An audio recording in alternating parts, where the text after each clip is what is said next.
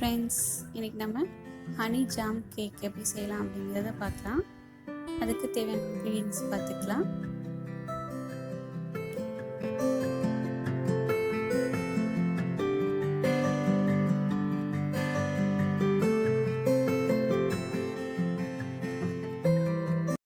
இப்போது ஒரு பவுலில் நான் 1.5 கப் அளவுக்கு மைதா மாவு எடுத்துக்கிறேன்.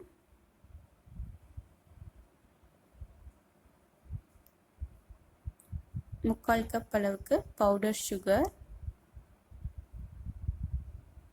1 டீஸ்பூன் பேக்கிங் பவுடர், அரை டீஸ்பூன் பேக்கிங் சோடா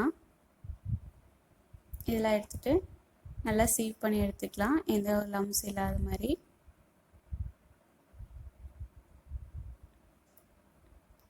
இப்போ இந்த ஃப்ளோர் மிக்சர் ரெடி ஆயிடுச்சு. அடுத்துதான் இன்னொரு பவுலில் நான் ஃப்ரெஷ்ஷான கர்டு அரை கப் அளவுக்கு எடுத்திருக்கேன், 1/4 கப் அளவுக்கு ஆயில், அரை டீஸ்பூன் வெனிலா எசன்ஸ் 3 ஆட் பண்ணிவிட்டு நல்லா மிக்ஸ் பண்ணிக்கலாம். அந்த கர்டு ஆயிலெல்லாம் நல்லா பைண்ட் ஆகணும். நல்லா மிக்ஸ் பண்ணி எடுத்துக்கலாம். நல்லா மிக்ஸ் ஆயிடுச்சு. இப்போ நம்ம எடுத்து வச்சுருக்க மாவு கூட இதை ஆட் பண்ணி மிக்ஸ் பண்ணிக்கலாம். ஒரு மிக்ஸ் பண்ணிவிட்டு 1/4 கப் அளவுக்கு பால் ஃபஸ்ட் ஆட் பண்ணிவிட்டு ஒரு மிக்ஸ் பண்ணிக்கிறேன். அடுத்ததான் இன்னொரு 1/4 கப் அளவுக்கு பால்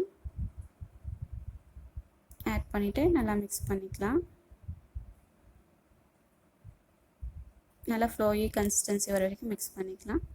உங்களுக்கு அப்படி வரல அப்படின்னா இன்னும் கொஞ்சம் பால் ஆட் பண்ணி கன்சிஸ்டன்சி கரெக்ட் பண்ணிக்கலாம். ஓவர் மிக்ஸ் பண்ண வேண்டாம். நான் மோல்டு ஆயிலில் க்ரீஸ் பண்ணி எடுத்துருக்கேன். இல்லை நம்ம ரெடி பண்ணி வச்சுருக்க பேட்டர் போட்டுக்கலாம். ஃபில் பண்ணிவிட்டு ஒரு 2 டேப் பண்ணிவிட்டு 175 டிகிரி செல்சியஸில் 25 நிமிஷம் பேக் பண்ணி எடுக்க போகிறேன். அடுத்தது நம்ம ஹனி சிரப் ரெடி பண்ணிக்கலாம். அதுக்கு ஒரு பேனில் 2 டேபிள் ஸ்பூன் அளவுக்கு சுகர் பவுடர், 1/4 கப் அளவுக்கு தேன், 1/4 கப் அளவுக்கு தண்ணி ஆட் பண்ணிவிட்டு நல்லா மிக்ஸ் பண்ணிக்கலாம். மிக்ஸ் பண்ணிவிட்டு நான் ஒரு நிமிஷம் மட்டும் ஹீட் பண்ணி எடுத்துக்க போகிறேன். இப்போ அதை இன்னொரு பவுலில் ட்ரான்ஸ்ஃபர் பண்ணி வச்சுக்கலாம். அது ஆறட்டும். அடுத்ததான் இன்னும் பேனில் நான் ஒரு 5 டேபிள் ஸ்பூன் அளவுக்கு ஜாம் எடுத்துக்கிறேன். அதில் 1 டேபிள் ஸ்பூன் அளவுக்கு ஹனி எடுத்துகிட்டு நல்லா மிக்ஸ் பண்ணிக்கலாம். ஹீட் பண்ணோம் அப்படின்னா ஜாம் நல்லா மெல்ட் ஆயிரும். நான் இதையும் ஒரு 2 மினிட்ஸ் அளவுக்கு ஹீட் பண்ணி எடுத்துக்க போகிறேன். இப்போ நம்ம கேக் பேக் ஆயிடுச்சு. செக் பண்ணிக்கிறேன். இப்போ அதை ரிமூவ் பண்ணிவிட்டு ஒரு 40 மினிட்ஸ் கூல் பண்ண போகுது.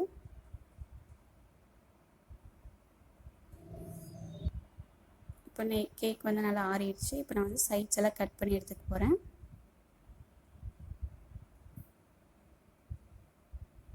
ஸ்கொயர் ஷேப் வேணும் அப்படிங்கிறதுக்காக நான் அதை கட் பண்ணி எடுத்துக்க போகிறேன்.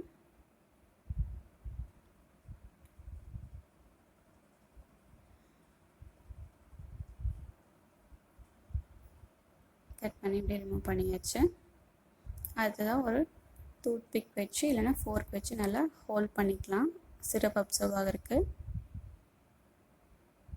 இப்போ நம்ம ரெடி பண்ணி வச்சுருக்க ஹனி சிரப்பை நல்லா ஸ்ப்ரெட் பண்ணிக்கலாம். ஈவனாக நல்லா ஸ்ப்ரெட் பண்ணிவிட்டு நெக்ஸ்ட்டாக நம்ம ஜாம் கோட்டிங் பண்ணிக்கலாம்.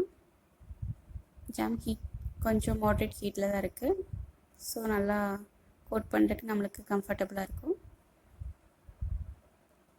நார்மல் டெம்பரேச்சர்லாம் போது கொஞ்சம் நல்லா திக்காயிரும். ஸோ நல்லா ஈவனாக ஸ்ப்ரெட் பண்ணிக்கலாம். இப்படி ஃபுல்லாக ஸ்ப்ரெட் பண்ணிவிட்டு ஃபைனலாக டெசிகேட்டட் கோகனட் மேலே ஸ்ப்ரெட் பண்ணிக்கலாம். அவ்வளோதான், நம்ம ஹனி ஜாம் கேக் ரெடி ஆயிடுச்சு. இப்போ இதை கட் பண்ணிடலாம். இது ரொம்ப நல்லாயிருக்கும், ரொம்ப ஈஸியான ஒரு கேக்குன்னு கூட சொல்லலாம். அதாவது நீங்கள் க்ரீம் பண்ணுறதுக்குள்ள ரொம்ப நேரம் பீட் பண்ணணும் அந்த மாதிரிலாம் இல்லை. இந்த ஜாம் கோட்டிங்கில் ரொம்ப ஈஸியாக இருக்கும். கண்டிப்பாக ட்ரை பண்ணுங்கள் வீட்டில், எல்லாத்துக்கும் ரொம்ப பிடிக்கும். ரொம்ப சாஃப்டாக இருக்கும்.